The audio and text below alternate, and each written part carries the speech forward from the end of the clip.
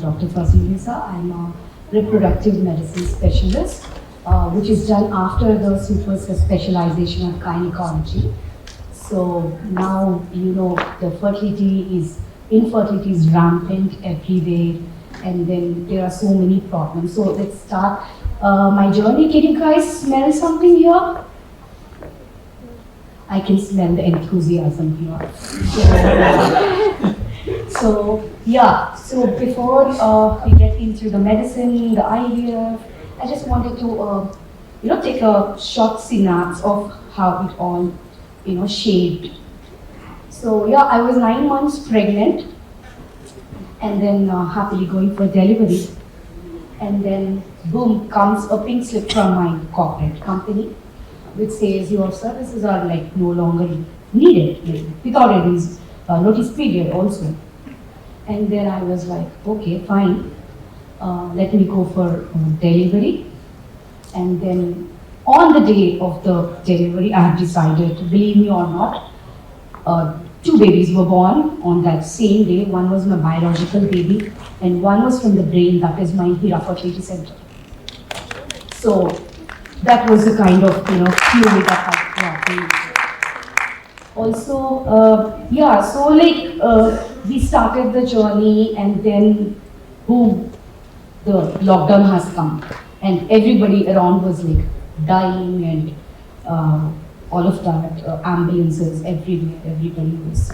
So still me and my father have decided to go ahead of it, and 40 days to this, I had to sit into the work actually, because it was my idea and I had to implement it. So 40 days after this, I was a mother who was feeding. And then because of this stress, I went into lactation failure, something where you can't produce milk for your baby. So because that was the kind of stress and the kind of, everything which was, I think, a little bit of sacrifice from my baby side also, for all this is happening. So yeah, still we went ahead with the idea. Like they say, fortune favors the brave and passionate, right? So in the same way, we went ahead and then established our, fertility, and then, from then onwards, there is another story to it. So there are, I would call it, fertility is like too much now, and we have like 6 to 7 fertility centers in the same row, which we have. So getting your patients and then giving them the exact treatment, that was also a big struggle. So I very profoundly remember this lady who was a game changer for me, I would call her. So she was an Afro-American lady from Somalia, a 40-year-old, okay? And she had failed for 3 times of her IVF cycles in a very reputed center. And then that day, when she came to just take some medicine. Somebody told her, like, you get good medicines at this particular place for fertility. And then I kind of told her, like, why don't we examine you? And then we just did something called a hysteroscopy. Can we play the video for the hysteroscopy, please?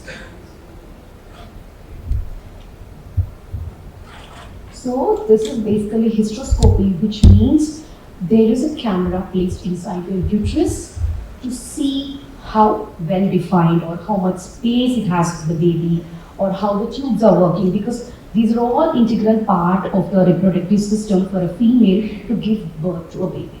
So that's it. Yeah. So when I saw her uterus, I was shocked. There was no place at all. It was like complete cobwebs in the uterus. And then I realized why she had failed thrice with the IVF, and this was all overlooked. In her 3 previous cycles, this was all overlooked. And then we gave her, it's called Asherman syndrome.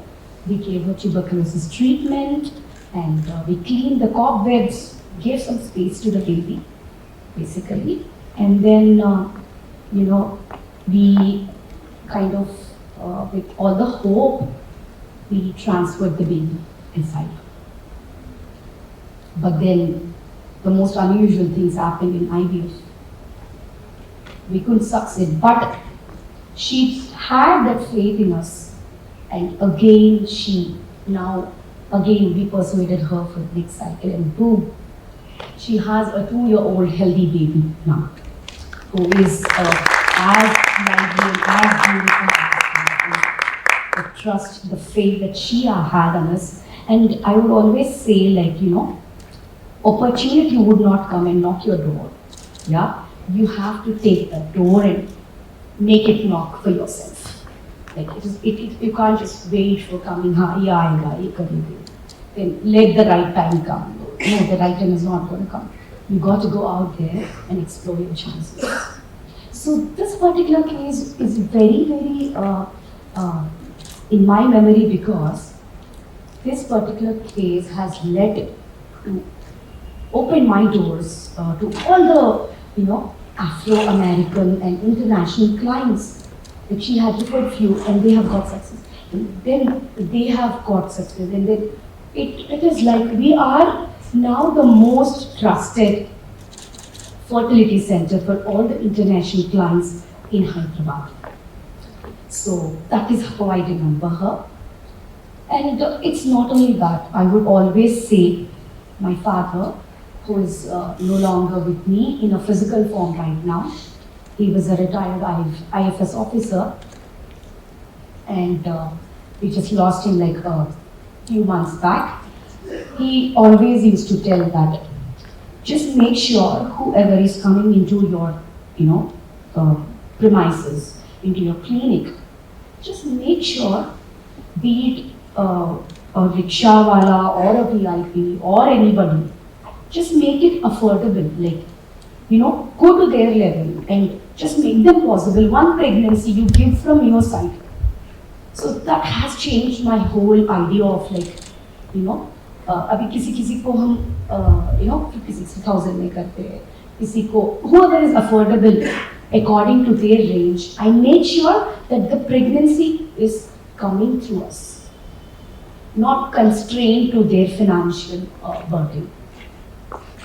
So that is one thing. And so you might have heard the word pre-genetic testing or genetic testing, right? So I want to just show you a video of this embryo. See, this is her, this one. The one which is in the middle, that is the embryo. Okay? And we are taking that little genetic matter, maybe some 0.3 microliters of matter, which will decide what is your karyotype, whether you are genetically fit, what could be, do you have any other diseases? So that little matter has so much capacity for progenicity. The embryo is that fragile thing which is full of life, which can procreate life and become an adult. And this, they say, we are changing the face of the earth. But here, as fertility specialists, we are changing the very integrity, the fabric of life. We are giving them genetically fit babies who are the fittest for the survival, who can procreate lives later. And you all guys might have known or have seen so many stories where they do not have babies, and their spouses are on the brink of leaving them for the societal pressures or whatever, from all the taboo that surrounded, and the women is devastated. And because of the elderly age, or even as such youngsters also have so many miscarriages, right? But this particular thing, this particular pre-genetic testing of that's a small embryo, and from which we are taking the matter.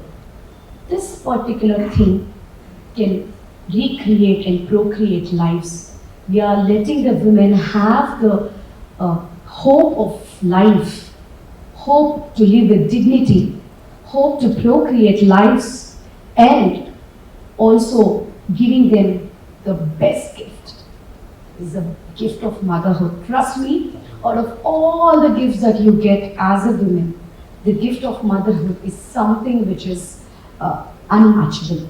I would say that.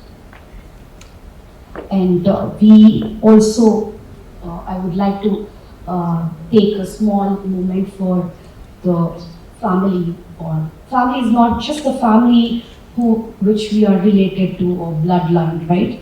Family are the people who believe in you when you can't believe in yourself, who are there for you when you are at the bottom of the rock. So I was fortunate enough to have people surround me who were there with me as a family. You know, they have quit from the institution they were working with, like even my IMR, like the housekeeper. The housekeeping has shifted with me to my new company. And till now, even in this 3-4 years, she's still with me. So that is a kind of loyalty. Just get those people who are around you, who are really like, you know, they are for you. Just select them, like, they just to be happen around you. You can get it from the vibe. You know, you guys have to trust that internal vibe which you get. And so not only that, I would also tell all of you out there that I'm no extraordinary. I was a very ordinary person, but now I'm here talking in front of you like I have done something extraordinary. But trust me, if I can do it, any one of you can do it. Because I was not a topper, I was not that, I just followed my gut instinct and I got through my passion. And the one thing which is very difficult is you'll have to clap for yourself even if nobody's clapping for you. You have to do the same thing every day. Even if somebody's watching you, not watching you, appreciating you, not appreciating you, no matter what. You will have to stand for yourself. You will have to do that bloody job. And you will have to take all the work on you. Someday, one day, you will be recognized. This is for sure. If I can do it, any one of you can do it. That is what I would say. And you can do one, God has given all of us that one extraordinary skill set, whatever everybody was talking about. There's nothing extraordinary.